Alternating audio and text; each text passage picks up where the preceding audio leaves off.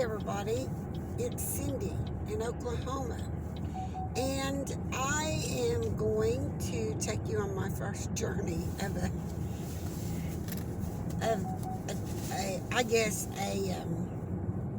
path I need to go down. This is not about wigs. It's not about makeup.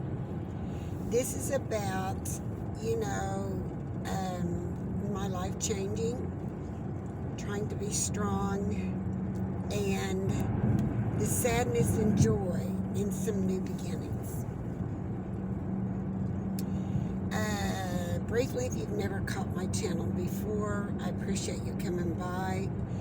I appreciate everybody that takes the time to stop and see me, and I have so many friends that I have acquired over the years on YouTube, and I feel so blessed by them. Now, this is my last probably video on this phone. I'm hoping to move it to the world of an iPhone and get one that I can edit videos better and all that on. So bear with me in the future. My husband died in August after a battle with glioblastoma, which is brain cancer. It was a 26-month journey. And at that time, we had a dog that was his buddy. It was a Boston Terrier. I know probably a lot of you have heard me talk about Lucy. If you're my friend on Facebook, you've seen a lot of Lucy over the years. But she was a rescue, and we got her when she was a year old. And we had her for 13 years. At the month my husband was diagnosed with a mass in his brain, she also was diagnosed with diabetes. And at that point, MD Anderson told my husband anywhere from 2 months to 14 months life expectancy. That was the average. They told me for her advanced age, etc., that's Lucy and her diabetes, probably around 8 months. She was blinding by that age anyway, but quite soon after that she became blind, and she adjusted very well to it, to the point that she was good at routines. That was her thing. She wasn't the smartest dog in the world, but she was wonderful at routines. So we could take her to my daughter's house or wherever, and with instructions she could learn. We took away the hazards of like the stairs to the basement. None of us. My husband certainly couldn't do them, and I probably did, but shouldn't, because I'm a clit. I'm clumsy, And we blocked them off to Lucy, just like the 2-story deck that was at my daughter's. Lucy was never allowed outside and on those massive set of steps down to the ground. But going in and out the front door with some step up now, over a little bit this way, can you hear my voice? It wasn't long till she could come and go out that front door like nothing. So George ended up living 26 months, and she got so bad the last week of November or so that I really thought the time was coming that I was going to have to put her to sleep, because she was, at that point, the vet said insulin resistant. Of course, we had lots of tests over the 30 months, a lot of tests. And we spent a lot, George and I, and then once he passed, because my goal was to keep her alive for him. I spent a lot of money keeping her alive because I loved her, and she'd been my dog so long. And other than when she was a puppy, not a puppy, a young dog, around a year old when we got her, the vet said, from a Boston Terrier rescue. She was very destructive in my house because she had anxiety issues, separation anxiety, terrible.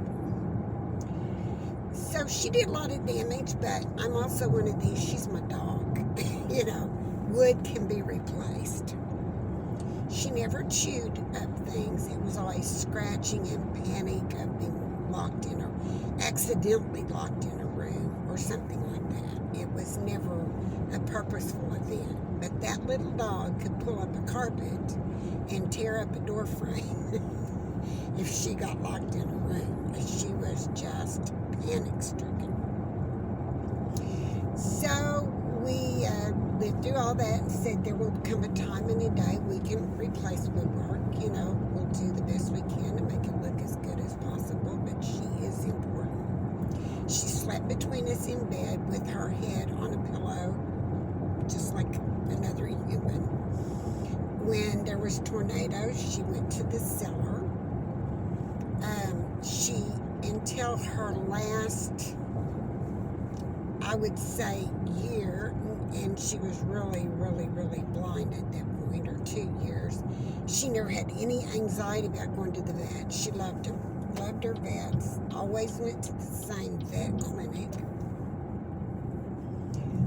And I called one day and I told the vet, you know, very upset, the vet's text, she talked to me.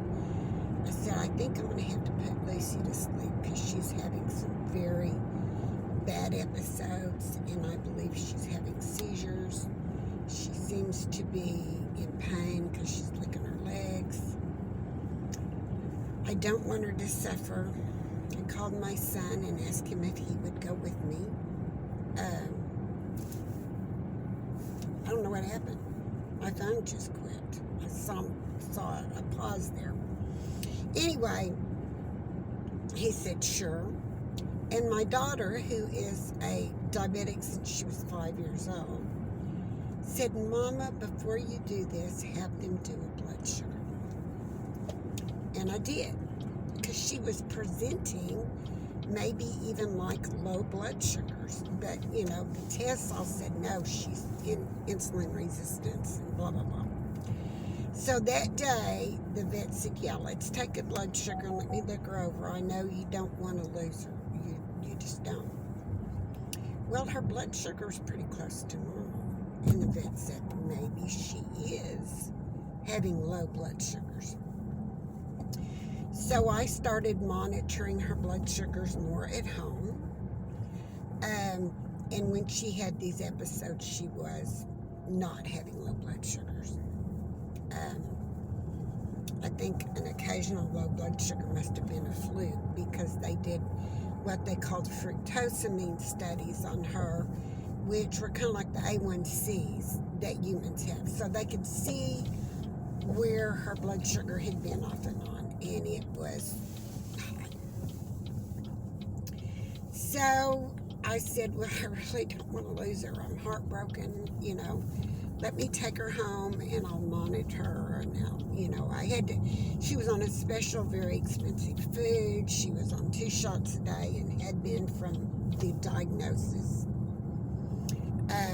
You know, and I was very strict with her care, just like I had been my daughter's when she was a child and had diabetes. And she is in her mid-40s now with no signs of any damage of the diabetes, which is just amazing. But I always called myself the blood sugar Nazi, so I was very cautious. I had to put Lucy to sleep on the 21st of December. She was having more and more frequent spells. She was confused. Many times for hours she couldn't stand up and she would fall down and she would pace and she would lick her legs. And she would, the night before I had her put to sleep, she went in circles for 3 hours, literally. Just like, and she never chased her tail. She didn't have anything but a little stub. And so I decided it was time. And I called my son that morning. He was going to go into the office. He did what he had to do. He came home and he dug her a grave. And at 3:30, we took her to the vet. With me continually thinking God was going to strike me down for this, that I was murdering a life. I don't hunt. I'm not anti-hunting. I don't, if you're a hunter and you enjoy it and you use it for meat for your family, I'm all for it. I raise calves and I sell calves everywhere to put beef on people's table. I keep my old heifers and they are like pets. But I'm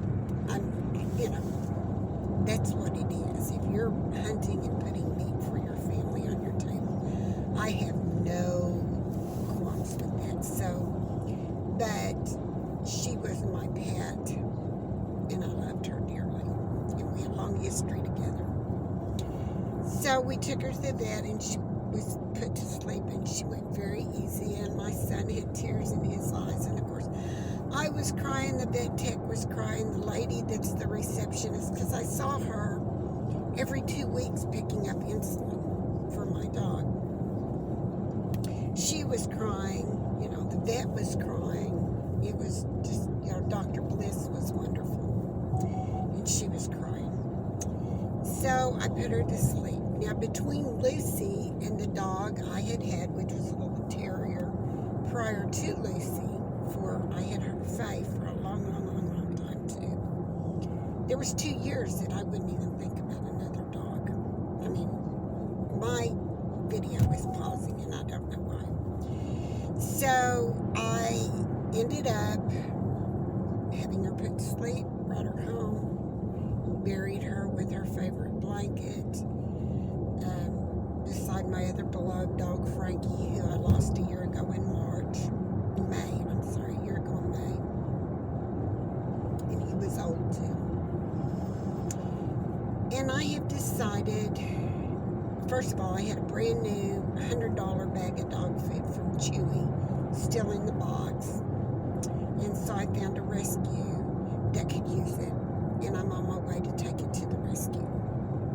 And the leftover insulin syringes, which were different than like what people used. They were special type. So I'm taking those things to this rescue. And I have applied for a dog at a rescue in Bixby, Oklahoma, which is 107 miles from my house. But I don't know that they'll approve of me. I mean, I have no idea. I have very good references. And if anybody knows me, they know how I am about my dogs. But we will see. And I want a small dog because now that my husband's gone, my son-in-law is going to Afghanistan this summer. Not Afghanistan, to Kuwait this summer. He'll be there a year. And I don't know where they're going to, the Army is going to meet my daughter. But I may be getting on a plane and flying out for up to a month at a time. My son will come over and take care of the livestock and my pig and feed the birds outside, and we will go from there. But I need a dog that I can fly with me. Won't be an emotional support animal, none of that. Just a dog that is small enough to put on a plane and fly with me. So she or he can go with me. So this is my first journey. I've not been to a rescue since I got Lucy, almost 14 years ago. I'm getting ready to turn off, where I'm going to go donate the food and the insulin syringes. I threw everything else out of Lucy's that was medical related. And from here, we will see where life takes us. So this is my first installment, and it's going to be living with loss. I believe that everybody should do better, that they shouldn't grieve themselves to death. I'm going to grief counseling. I'll maybe talk about that later.